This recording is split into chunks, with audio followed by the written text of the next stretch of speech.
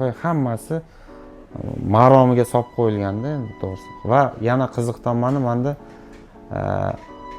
maktab bir vaqt o'zi ko'proq bolani bu yerda vaqt o'tgandan keyin ota-onadan keyingi tarbiyachi-da. Avvalo ota-ona, yaqinlar, keyin maktab ham bir tarbiyachi. Ya'ni bu yerda yaxshi ta'lim berish bilan birga tarbiya masalasiga alohida e'tibor qaratilganligi bizga juda ma'qul bo'ldi. Ayniqsa o'tish davrida bu juda ham muhim.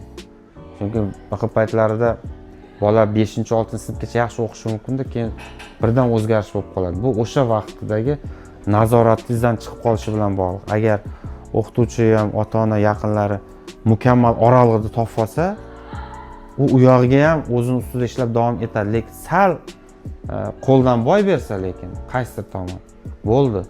Bola umuman boshqa yoqqa ketib qolishi mumkin. Yo pul topishga qiziqadi, yo ko'chaga, yo qanaqadir xohi-havasga berilib. Bu juda bir nozik palla.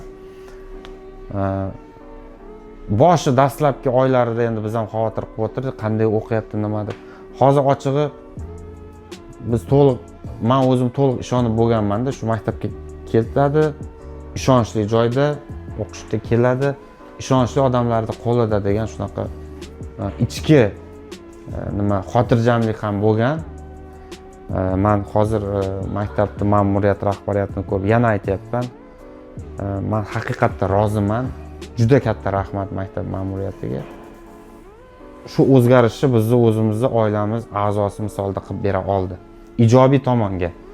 Bilim darajasi oshgan, muloqot qilishni ham sezyapman. Men ba'zan ochig'i o'zim qiynalib ham qolyapman ayrim paytda muloqotda. Mendan ko'p narsani bilyapti. Keyin o'zimizni bir qator yaqinlarimizga ham to'g'ri ma'noda so'raganda men aytdim, shu maktab menga ma'qul bo'lgan deb aytdim. O'zim yaqinim shu yerda ham o'qiyapti deb. Xo'p, undan tashqari yana bir o'zimizning yaqin qarindoshimiz bor. Uni ham bu yil bu yerga olib kelmoqchiman. Shu qarorga keldik, uni ham mana shu yerga olib kelamiz.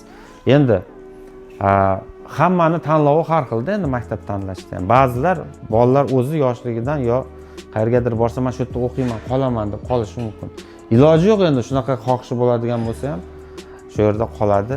Lekin bu yerga kelib o'qib, o'rgangan inson vaqti bekor ketmasligini, chuqur ta'lim olish bilan birga o'sha odob axloq masalalarida ham juda ko'p foydali ma'lumotlar olish, o'zini hayot yo'lida kerak bo'ladigan ko'nikmalarni olishga yordam berar ekan. Shu ma'noda adashmaydi deb o'ylayman.